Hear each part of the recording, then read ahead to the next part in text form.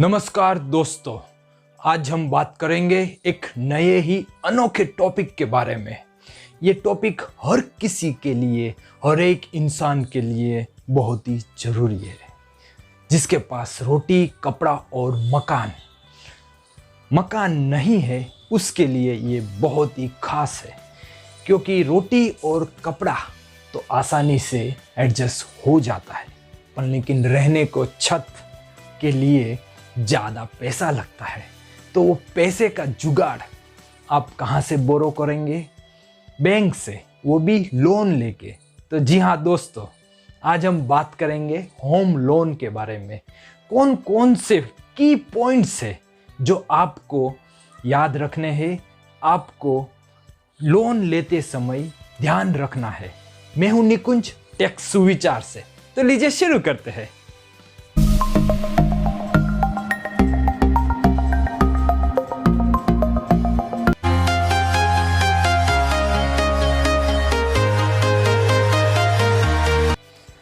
सबसे पहले तो आपका क्रेडिट स्कोर अच्छा होना चाहिए। ये क्रेडिट स्कोर क्या है? तो जैसे आप पाठशाला में पढ़ते हो और रिजल्ट क्रेडिट स्कोर के रूप में आता है, मतलब के परसेंटेज के रूप में आता है, वैसे ही यहाँ पे एक क्रेडिट स्कोर ब्यूरो हमें देती है। जैसे जैसे आप अपना क्रेडिट उधार या ऋण लिया हुआ उसके समय मर्यादा के अंदर आप उसको भरपाई कर देते हैं, तो वैसे वैसे आपका क्रेडिट स्कोर बढ़ता जाता है। और ये ब्यूरो आप उसको मॉनिटर करके आपका क्रेडिट स्कोर बढ़ाती जाती है। तो ये क्रेडिट स्कोर हर एक लोन कंपनियां जरूर देखती है। जितना ज़्यादा क्रेडिट स्कोर अच्छा होगा, उतने ही चांसेस आपको लोन मिलने में बढ़ जाते हैं। जैसे आपका रिजल्ट बढ़िया आता है तो आपके चांसेस एडमिशन लेने में बढ़ जाते हैं। वैसे ही आपका स्कोर, क्रेडिट स्कोर बढ़ जाता है, आसान हो जाता है आपको लोन मिलने में। 300 से 900 क्रेडिट स्कोर यूजुअली दिया जाता है। 700 से ऊपर बढ़िया माना जाता है। ये लोन देने वाली कंपनियां 700 से 900 के बीच में रहता है, तो वो थोड़ा आसान हो जाता है लोन मिलने में। क्रेडिट स्कोर कैसे इम्प्रूव किया जाए, वो कैसे देखा जाए, अगर आप वो पूरा डिटेल में जानना चाहते हैं तो मुझे प्लीज़ कमेंट करिए। मैं आपको पूरा डिटेल में एक वीडियो बना के दूंगा। तो यहाँ पे हम अभी फ़िलहाल क्रेडिट स्कोर की बात कर रहे हैं। तो क्रेडिट स्कोर होम लोन के लिए बहुत ही महत्वपूर्ण है, क्योंकि इससे आदमी का व्यवहार कैसा है कंपनी के प्रति पता चल जाता है। इसने कभी नहीं मतलब कि जो भी उसने बोरो किया है अमाउंट, वो नहीं पे किया, तो उसका रिफ्लेक्ट पूरा क्रेडिट स्कोर में आ जाता है।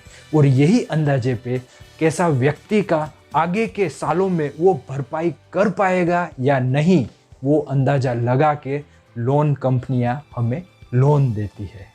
इंडिया में देखा जाए तो ब्यूरो क्रेडिट स्कोर के लिए है CIBIL, CIBIL, credit information bureau India limited. फिर आता है CRIF। ये क्रेडिट जो भी गांव में, सिटी में company, micro small medium enterprise या कोई भी जो लोन लेता है, उसका क्रेडिट स्कोर यहाँ पूरा इन्फॉर्मेशन ये रखता है।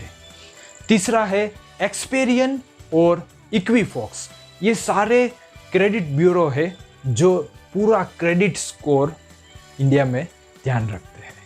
अगर आपका क्रेडिट स्कोर बहुत ही कम है, 300, कम से कम 300 और ज़्यादा से ज़्यादा 900 रेटिंग दिया जाता है, इसके अंदर आपका अगर लो 300-400 जितना आ रहा है, तो इसका मतलब ये नहीं है कि आपको लोन नहीं मिल सकता। क्योंकि टर्म्स के हिसाब से जो भी NBFC भी आजकल लोन, होम लोन देती है, तो अभी उनके ऊपर हो जाता है कि इनको लोन दिया जाए या नहीं, क्योंकि एंड में वो अपना अपना हस्ताक्षर तो ले ही लेते हैं। आप हस्ताक्षर किया इसका मतलब कि आप उनके हर एक आज्ञा का पालन करना पड़ेगा। इसलिए कंपनी बैंक के ऊपर डिपेंड है वो आपको लोन देगा या नहीं। पर लेकिन ये बात है कि अगर आपका क्रेडिट स्कोर अच्छा है तो आप उससे नेगोशिएट कर सकते हैं कि मुझे रेट ऑफ इंटरेस्ट कम दो, क्योंकि आपका जो भी पहले लिया हुआ था लोन वो क्रेडिट स्कोर में उसके टाइम के मुताबिक आपने भरपाई कर दिया है, इसीलिए अच्छा स्कोर दिखाई दे रहा है। वो आपकी एक छवि वहाँ पे परसेंटेज के रूप में दिखाई दे रही है। तो उस हिसाब से आपको रेट ऑफ इंटरेस्ट कम मिलना चाहिए। पर लेकिन टोटली ये बैंक के ऊपर डिपेंड है कि आपको वो रेट ऑफ इंटरेस्ट क्या चार्ज करेंगे। ऐसा भी होता है कि स्टार्टिंग में at the time of sanction of the loan आपको लोवेस्ट रेट दिया जाता है, फिर कुछ ही सालों में उसको रेट ऑफ इंटरेस्ट को रॉकेट की स्पीड्स की गति से उसको ऊपर लाया जाता है। पर लेकिन आप वहाँ पे कुछ नहीं कर पाएंगे। तो आप प्लीज़ ध्यान रखिएगा कि आप जो भी रेट ऑफ इंटरेस्ट ले बैंक से, उससे एक समझौती करें कि मुझे जो भी रेट ऑफ इंटरेस्ट मिला वो एकदम रीजनेबल होना चाहिए, वरना आपको जो भी पैसा आप भरेंगे वो प्रिंसिपल में जमा नहीं होगा, वो पूरा इंटरेस्ट में चला जाएगा। इसीलिए ये बात बहुत ही ध्यान रखने की ज़रूरत है। जब भी आप होम लोन ले तो रेट ऑफ इंटरेस्ट ज़रूर देखिएगा। अगर आपको आपका credit score free of cost check करना है तो आप आसानी से अपने मोबाइल से, कंप्यूटर से चेक कर सकते हैं। ऐसी बहुत सारी वेबसाइट है, आप गूगल करके वहाँ पे थोड़ी सी इंफॉर्मेशन फीड करके आप अपना credit score free of cost देख सकते हैं। वैसे तो सिबिल ने पूरे साल में एक बार फ्री ऑफ कॉस्ट आपको ऑनलाइन उसकी वेबसाइट से देख सकते हैं। अभी के दूसरे बहुत सारे वेबसाइट है वहाँ पे फ्री ऑफ कॉस्ट है, जैसे कि आप गूगल करके देख सकते हैं। और मैं भी थोड़ा आपको नीचे डिस्क्रिप्शन बॉक्स में वेबसाइट के नाम लिख दूंगा, आप वहाँ पे जाके अपना credit score free of cost देख सकते हैं। ऐसी वेबसाइट है जो आपको free of cost credit score दिखाती है, जैसे कि www.sibil.com, दूसरा है www.creditmantri.com, तीसरा है www.bankbazaar.com, चौथा है www.paisabazaar.com। तो ये सारी वेबसाइट पे आप जाके अपना क्रेडिट स्कोर देख सकते हैं और क्रेडिट स्कोर के हिसाब से आपको पता चल जाएगा कि मुझे लोन मिलने में कितनी आसानी हो सकती है। और ये क्रेडिट स्कोर से ही आपका लोन का प्रोसीजर थोड़ा सा इजी हो जाएगा।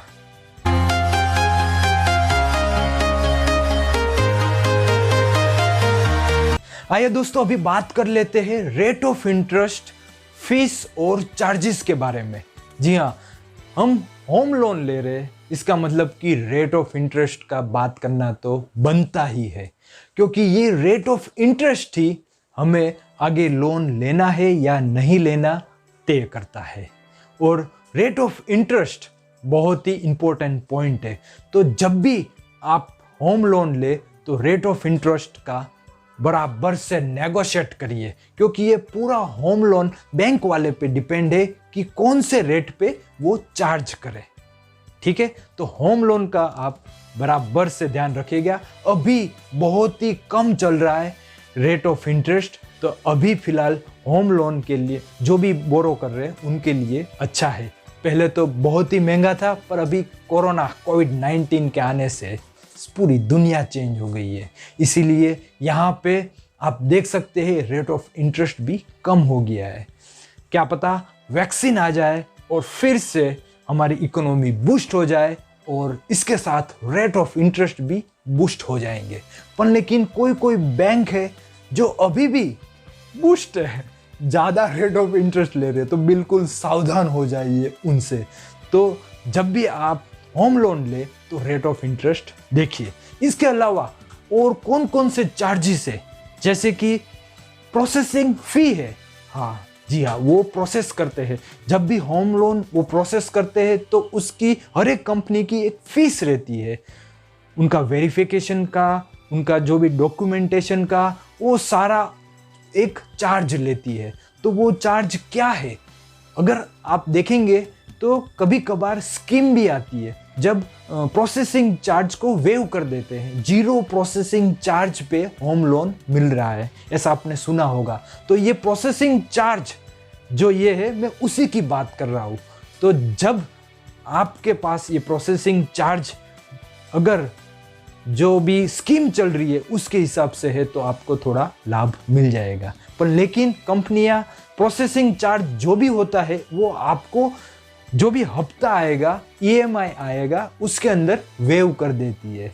इसीलिए आपका टोटल बेनिफिट ये है कि आपको प्रोसेसिंग चार्ज नहीं भरना पड़ेगा। पर लेकिन एक प्रोसेसिंग चार्ज भी एक चीज़ है होम लोन में, ये आपको नहीं भूलना चाहिए। और जो भी प्रोसेसिंग चार्ज है वो इंडिविजुअल के लिए, कंपनी के लिए अलग अलग है। तो वो जब भी आप होम लोन ले तो वो ज़रूर पूछ लीजिएगा। फिर है पेनल्टीज और उसके चार्जेस। जैसे कि अगर आपने 20 साल का टेनर है और पहले रीपेमेंट कर देते हैं तो पेनल्टीज लगेगी या नहीं लगेगी, ये इसकी पेनल्टीज क्या होगी, फोरक्लोजर चार्ज क्या होंगे। कोई कोई तो बैंक NBFC 2 से 5% फोरक्लोजर चार्ज लगाते हैं। एक RBI का डिक्लेरेशन है जिसके अंदर इंडिविजुअल सैलरीड पर्सन को वो भी फ्लोटिंग रेट पे अगर इन्होंने होम लोन लिया है तो उनको फोरक्लोजर चार्ज 0 है। पर लेकिन आजकल कोई बैंक ऐसी भी है जो फोरक्लोजर चार्ज 2 से 5% लगाती है। ये कौन सी इंसाफी है। इसलिए जब भी आप होम लोन ले कोई भी बैंक से, गवर्नमेंट से या नॉन गवर्नमेंट NBFC से ले, तो ये ज़रूर याद रखिएगा कि फोरक्लोजर चार्जेस लगेंगे या नहीं लगेंगे। सबसे बढ़िया होगा कि आप गवर्नमेंट बैंक में जाए। पर लेकिन गवर्नमेंट और प्राइवेट बैंक में थोड़ा सा सर्विस का डिफरेंस रहता है, पर लेकिन आपका पैसा सुरक्षित है और रेट ऑफ इंटरेस्ट बहुत ही किफ़ायती होगा। इसीलिए गवर्नमेंट बैंक हमेशा किफ़ायती रहते हैं। अगर आपको पूरा इसका प्राइवेट बैंक में होम ले या फिर गवर्नमेंट बैंक में NBFC में से लोन ले, उसके बारे में मैं पूरा एक वीडियो बना सकता हूँ। अगर आप कमेंट करेंगे तो मैं इसके बारे में पूरा वीडियो डिटेल में बना के आपको दूंगा। तो उसके लिए प्लीज़ मुझे डिस्क्रिप्शन में कमेंट बॉक्स में कमेंट करिए। अभी आपका जो भी होम लोन तैयार होगा उसका रेट ऑफ इंटरेस्ट किसके बेस पे है वो डिसाइड करना है। तो एक आता है फिक्स इंटरेस्ट पे, दूसरा आता है फ्लोटिंग रेट पे। ये नाम ही हमें बता देता है कि क्या मतलब है। फिक्स रेट मतलब कि आपका जो भी रेट ऑफ इंटरेस्ट है वो फिक्स है, मतलब कि 8% पे लोन आपने लिया है, इसका मतलब कि 8% थ्रू आउट द आपका लोन 8% रहेगा। और फ्लोटिंग है तो वो ऊपर नीचे, नीचे तो बहुत कम होता है पर ऊपर ही जाता जाएगा। फ्लोटिंग रेट ऑफ इंटरेस्ट इसको बोलते हैं कि वो वेरी होता रहेगा। तो जिन लोगों ने फ्लोटिंग रेट में जाना है, मैं सलाह नहीं देता कि आप फ्लोटिंग रेट पे जाइए, क्योंकि अभी का रेट ऑफ इंटरेस्ट नीचे आ रहा है। नीचे आ रहा है इसका मतलब कि अगर आपने फिक्स रेट पे लिया है तो आपको नुकसानी होगी। इसीलिए जब भी आप रेट ऑफ इंटरेस्ट फ्लोटिंग या फिक्स पे लेना चाहते हैं तो फ्लोटिंग अभी के पीरियड के हिसाब से लीजिए, क्योंकि फ्लोटिंग में वो आपको वेरिएशन में जो भी मुनाफा होगा वो रेट ऑफ इंटरेस्ट आपको कम पे करना पड़ेगा, और at end of the day आपको इंटरेस्ट कम पे करना पड़ेगा। और दूसरा कि फिक्स के अंदर हमेशा जो भी फ्लोटिंग रेट होता है उसका 1 से 2% हमेशा ज़्यादा देना पड़ता है। सपोज 8% फ्लोटिंग रेट अभी चल रहा है तो आपको फिक्स में 9 to 10% देना पड़ेगा। इसीलिए आप हमेशा अपने हिसाब से अपने जो भी एडवाइज़र है उससे पूछ के या फिर अपना डिसीजन लेके कि फ्लोटिंग या फिक्स रेट पे लोन लीजिएगा।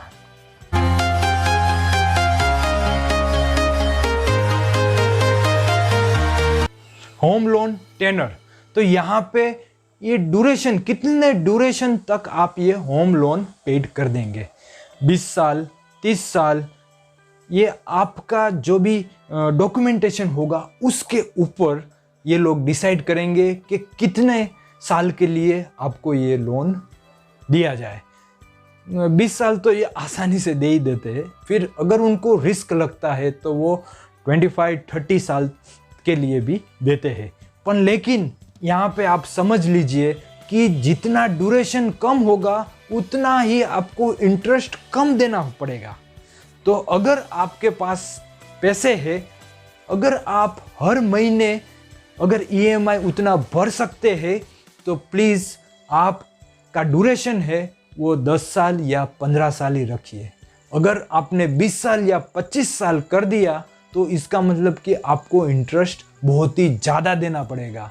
एजेंट या फिर होम लोन वाले तो 20 से 25 साल तक का ही आपको बोलेंगे, पर लेकिन अगर आप में पैसे देने की है एबिलिटी तो फिर आप ज़रूर ये सिलेक्ट करिए कि ज़्यादा से ज़्यादा ईएमआई रख के, कम से कम ड्यूरेशन रख के आपको कम से कम इंटरेस्ट पे करना पड़ेगा, और जल्दी से जल्दी आपका होम लोन भी पेड हो जाएगा और आपका डॉक्यूमेंट फाइल आपके हाथ में आ जाएगा। तो ये ज़रूर आप करिएगा कि ड्यूरेशन जो टेनर है होम लोन का वो कम से कम रखिए। शुरुआती दिन में अगर आपको ज़्यादा पैसा भरना पड़ता है तो वो भरिए और उसको कैसे भी करके ख़त्म करिए, क्योंकि होम लोन एक लायबिलिटीज है। हर किसी को एक घर चाहिए, पर लेकिन अगर आप ईएमआई का ही कैलकुलेशन करें तो समझ लीजिए वो आप डबल पैसा ही आप भर रहे हैं ऐसे रेट ऑफ इंटरेस्ट पे ही आप दुगना पैसा बोरोर मतलब के सामने आप लोन कंपनी को भर रहे हैं। समझ लीजिए कि 10 लाख का घर है और आपने 30 साल के लिए मतलब कि टेनर ड्यूरेशन 30 साल का रखा है, तो करीबन आप 25 लाख तो आराम से उसके अंदर भर देंगे इंटरेस्ट के रूप में।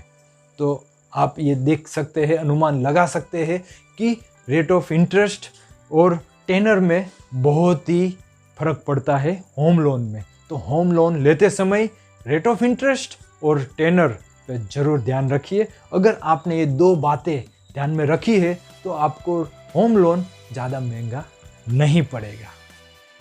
आपकी सैलरी और आपकी जो इनकम मंथली है वो देख के कंपनियां, होम लोन की कंपनियां डिसाइड करती है कि उनका टेनर लगाया जाए। अगर आपकी कैपेसिटी 10 साल में भरने की है तो वो आपको 10 साल सजेस्ट कर सकती है, पर लेकिन वो लोग 20 या 25 साल ही कहेंगे क्योंकि उनको इंटरेस्ट ज़्यादा मिलेगा। पर लेकिन याद रखिएगा कि आपकी सैलरी और जो भी आप डॉक्यूमेंटेशन कर रहे हैं उसके ऊपर से जो भी आपकी सैलरी आमदी जो आ रही है उसका 60 या 50% ईएमआई में जाए, उस हिसाब से कैलकुलेट करके आपको ईएमआई और टेनर दिया जाता है।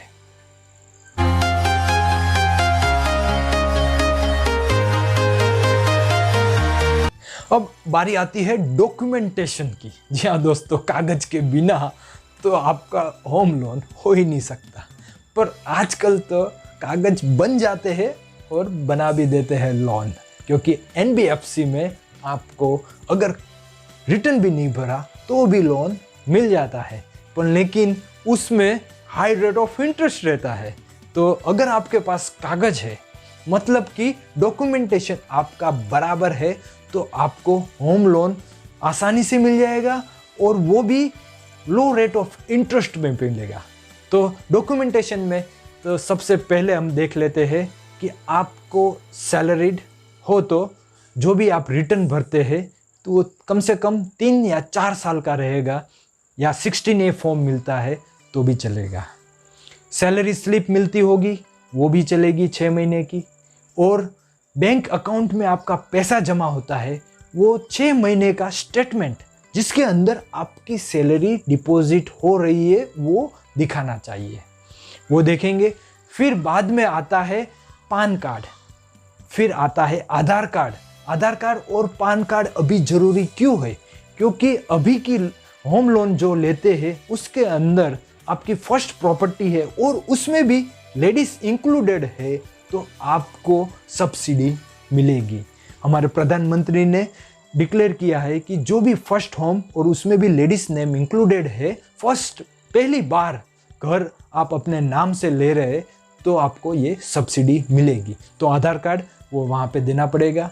और दूसरा, इसके अंदर आपको रिटर्न जो भी दिखा रहे हैं वो वेरीफाई करेंगे, वो वेरीफाई करके अगर बराबर है तो आपको आगे प्रोसेस में एलिजिबिलिटी मिल जाती है और लोन सैंक्शन के प्रोसेस में जाती है। तो ये सारी जो डॉक्यूमेंटेशन में जो चीज़ें हैं वो आपको ध्यान रखनी चाहिए।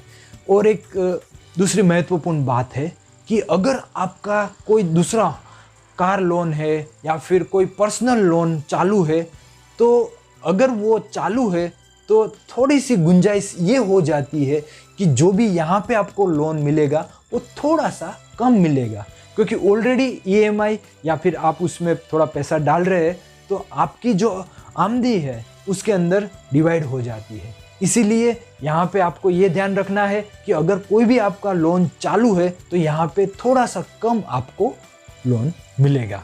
और ये डॉक्यूमेंटेशन पूरा आपने कंप्लीट किया है, इसका मतलब कि आपका लोन मिलना बहुत ही आसान हो जाता है। और ये डॉक्यूमेंटेशन करते समय जो भी हमारा जो घर लेना है, रीसेल में लेना है या फिर न्यू पोजीशन में आपको घर लेना है, तो अगर आप रीसेल में घर ले रहे हैं GST से पहले तो आपको फ़ायदा होता है कि आपको GST नहीं भरना पड़ता। अगर इस टाइम अब आप ले रहे हैं घर तो आपको GST भी भरना पड़ेगा। इसीलिए ये जो पॉइंट है वो आप अपने जो भी घर ले रहे हैं उसके साथ पूरा डिटेल में जान के लीजिएगा, क्योंकि इसके अंदर बहुत सारे सर्विस टैक्स वगैरह रहते हैं, बहुत चार्जेस रहते हैं, वो भी आपको मालूम होना चाहिए कि कौन कौन से चार्जेस। अगर आप घर अपने वाइफ के नाम से ले रहे हैं तो फिर यहाँ पे थोड़ा सा वो जो चार्जेस रहता है गवर्नमेंट को पे करने का वो कम हो जाता है, बराबर। और ये सारे सरकार के नियम है कि जो भी आते समय में चेंज होते रहते हैं, तो आपको जब भी घर ले रहे हैं तो वो देखते देखते ही करना चाहिए। और सबसे महत्वपूर्ण बात यह है कि अगर आप होम लोन ले रहे हैं तो उसके अंदर कहीं भी आप सिग्नेचर करें तो वहाँ पे सावधानी बरतिएगा। हर एक पॉइंट आपको पता होना चाहिए कि ये पॉइंट क्या कहना चाहता है। अगर आपको लगता है ये पॉइंट गलत है तो आप वहीं पे स्ट्रेट अवे उनको पूछ के, क्योंकि वो अगर आप पूछेंगे तो वो बोलेंगे ये फॉर्मेलिटी है, ये तो आपको देना ही पड़ेगा, यहाँ पे साइन करेंगे तभी लोन या फिर आपको चेक मिलेगा, इसलिए आपको ज़बरदस्ती वहाँ पे साइन करना ही पड़ेगा, कोई चारा ही नहीं है। पर लेकिन आप अगर वहाँ पे नोट लिख दें कि ये मुझे मंजूर नहीं है फिर साइन करते हैं तो कुछ बात बन सकती है, या फिर ऑब्जेक्शन उठा के आप नेगोशिएट करके वो पॉइंट भी वहाँ से हटवा सकते हैं। ऐसा भी हो सकता है कि आपके फेवर में वो पॉइंट नहीं हो, पर लेकिन अगर आपने नेगोशिएट किया तो वो पॉइंट निकल सकता है और ये आपके लिए अच्छा साबित हो सकता है। भविष्य में अगर कुछ भी होता है तो वो पॉइंट पे आप बता सकते हैं कि ये पॉइंट पे हमारा डिस्कस हुआ था और ये हमारा हस्ताक्षर है और इसी के बेस पे हम ये बात आपको बता रहे हैं।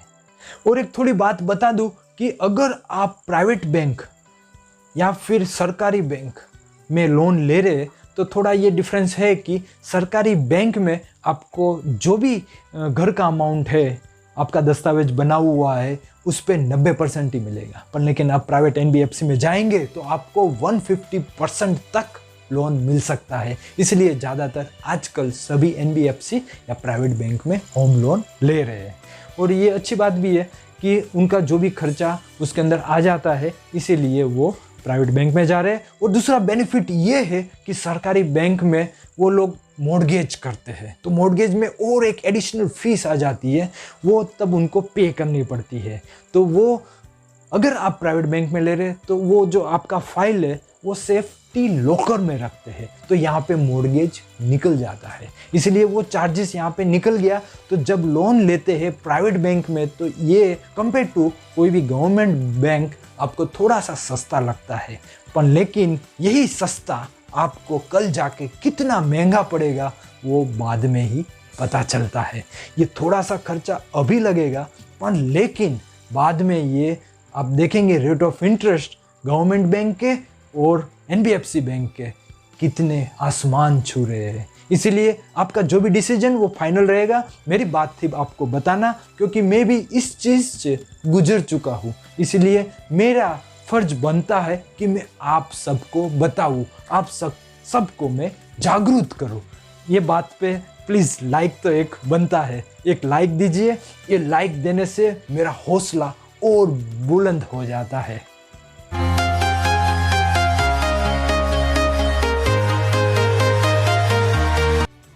इंश्योरेंस, होम लोन लेते समय आपको इंश्योरेंस लेना पड़ता है, पर लेकिन ये आपको पहले नहीं बताया जाता। अगर आपको पहले बता दिया जाए तो आप लोन लेना ही नहीं चाहेंगे, क्योंकि उतने ही चार्जेस एक्स्ट्रा रहते हैं इसमें। हर एक होम लोन के अंदर इंश्योरेंस क्यों ज़रूरी होता है? हर एक बैंक आपको होम लोन लेते समय इंश्योरेंस ज़रूर करवाएगी, क्योंकि अगर न करे नारायण आपको कुछ हो जाता है तो पूरा जो घर की अमाउंट है वो इंश्योरेंस से पेड हो जाती है और आपको खुद ब खुद फाइल मिल जाती है। इसीलिए इंश्योरेंस हर किसी का करवाया जाता है और आपके बेनिफिट के लिए ही करवाया जाता है। अगर आपके पास पहले से इंश्योरेंस है और प्रॉपर्टी का भी इंश्योरेंस है, फिर भी होम लोन लेते समय ये लोग अपने इंश्योरेंस पे ही रिकमेंड करेंगे और वही इंश्योरेंस लेके फाइनलाइज करेंगे। इसीलिए आपके पास इंश्योरेंस हो या नहीं हो, आपको वो इंश्योरेंस जो देंगे अपनी कंपनी का वही लेना पड़ता है। वैसा तो कहीं पे नहीं बताया गया कि इंश्योरेंस उन्हीं की कंपनी से लेना है, पर लेकिन यहाँ पे हमें पता नहीं क्यों उन्हीं कंपनी में मजबूर किया जाता है लेने के लिए। कोई जो लेंडर है हमें अलग अलग कंपनियों से कोटेशन लेके फिर हमें डिसाइड करने देती है कि कौन सा इंश्योरेंस आपको लेना है। तो अभी आपके ऊपर डिपेंड है, जिसका कम से कम प्रीमियम है वो आप डिसाइड करके ले सकते हैं। और दूसरी बात ये है कि आपको हमेशा ईयरली या 6 मंथ या फिर पर EMI ही जाना है, क्योंकि कल उठ के आपको अगर चेंज करना है अपना लेंडर तो फिर आप यहाँ से इजीली ट्रांसफ़र हो सकते हैं। अगर आपने एक साथ सारा प्रीमियम भर दिया है एट ए वन शॉट, मतलब कि सिंगल इंस्टॉलमेंट में, तो यहाँ पे थोड़ा सा दिक्कत हो सकता है, क्योंकि ये इंश्योरेंस आपका वो कैरी फॉरवर्ड नहीं करेंगे दूसरा लेंडर, और वहाँ पे नया इंश्योरेंस लेना पड़ेगा, मतलब कि एक नया प्रीमियम, और वो जो पुराना है वो क्लोज करना पड़ेगा और वो रिफंड लेना पड़ेगा। इसीलिए अगर आप जो EMI आता है उसी के अंदर पर इंस्टॉलमेंट में ही अपना रखें तो वो बेहतरीन होगा।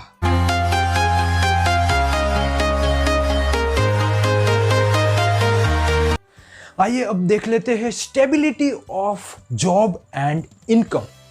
अगर आपका जो भी इनकम स्टेबल नहीं है, वेरिएबल है, तो थोड़ा सा आपको होम लोन लेने में दिक्कत आ सकती है। इसलिए होम लोन लेते समय ये आपका जो भी इनकम है वो स्टेबल होना चाहिए। अगर आपका इनकम स्टेबल है तो आपको आसानी से लोन मिल सकता है।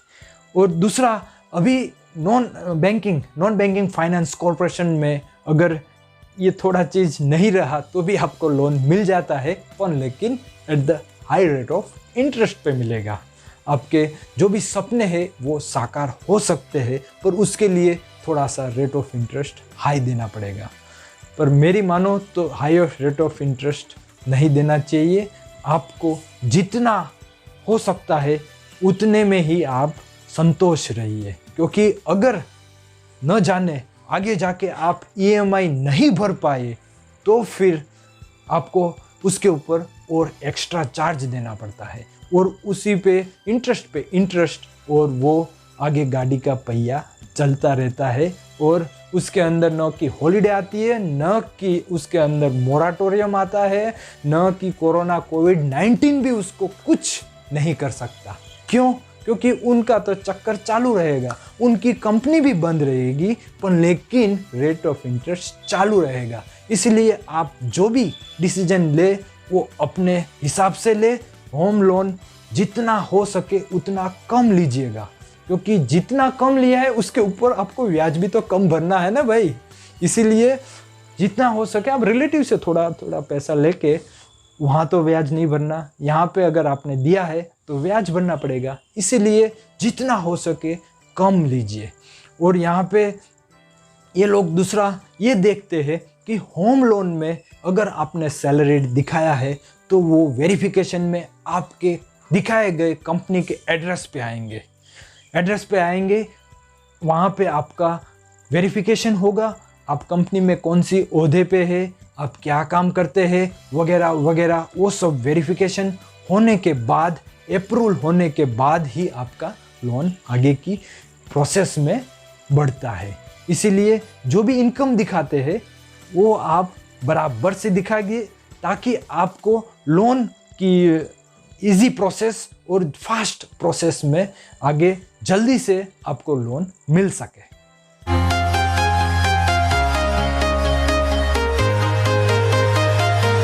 और लास्ट नॉट द लिस्ट, अगर आपने होम लोन ले लिया है, कॉन्ग्रेचुलेशन, आपको होम लोन मिल गया। अभी रेट ऑफ इंटरेस्ट बहुत ही बढ़ गया है, क्या करें। हमने तो होम लोन ले लिया, ये नहीं मालूम था, वो नहीं मालूम था, हमने तो पहली बार लिया, और अभी का रेट ऑफ इंटरेस्ट बहुत ही बढ़िया यार। ये इतना ईएमआई में नहीं भर पा रहा, कोई बात नहीं, घबराइए नहीं। आप अपना जग नहीं हारे। आप दुनिया में एक अकेले इंसान नहीं है जो आपने होम लोन लिया है, बहुत सारे लोग हैं जिन्होंने होम लोन लिया है।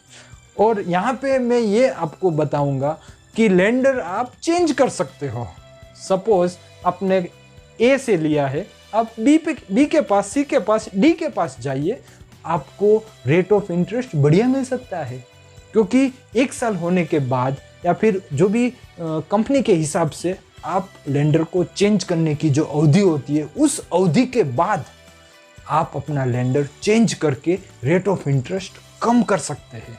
ऐसा भी हो सकता है कि जो अभी आपको दे रही है लोन, उसकी सर्विस और देने वाली दूसरी कंपनी की सर्विस में बहुत ही अंतर हो, या फिर अभी आपकी आंखें खुल गई है कि गवर्नमेंट बैंक की बेस्ट है, वहाँ पे रेट ऑफ इंटरेस्ट बहुत ही किफ़ायती रहता है, तो यहाँ पे आप लेंडर को चेंज करके आप जा सकते हैं।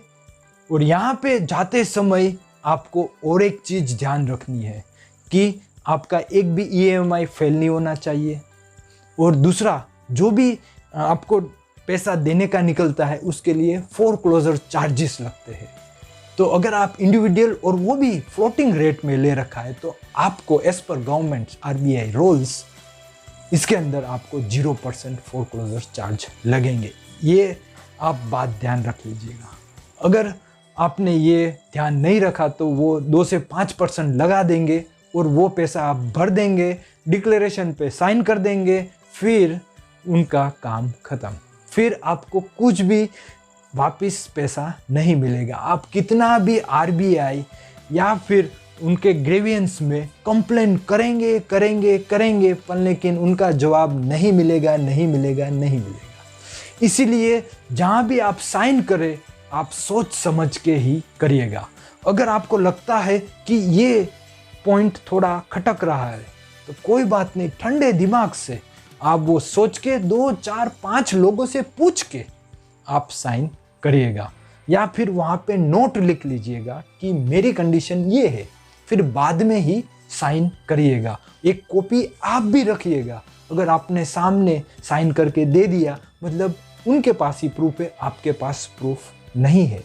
इसीलिए आपके पास भी प्रूफ रहना चाहिए। जो भी आप चेक, ब्लैंक चेक देते हैं तो उनका भी चेक नंबर और वो रिकॉर्ड रहना चाहिए, क्योंकि जब भी हम चेक उनको देते हैं तो वापस जब हम लेंडर चेंज करते हैं तो वो कभी कभार देते ही नहीं, और वो टाइम में हमारा चेक अगर उन्होंने डिपॉजिट कर दिया तो हमारे पैसे उसमें से निकल जाते। इसलिए ये सब बातें बताना जरूरी है और आपको ध्यान रखना जरूरी है। तो आप अगर रेट ऑफ इंटरेस्ट आपकी जो बैंक में ज़्यादा है तो आप लेंडर चेंज कर दीजिएगा, और लेंडर चेंज करने से आपका अगर भला होता है तो फिर आपका घर भी अच्छा, हैप्पी और स्मॉल फैमिली हैप्पी लाइफ रहेगा।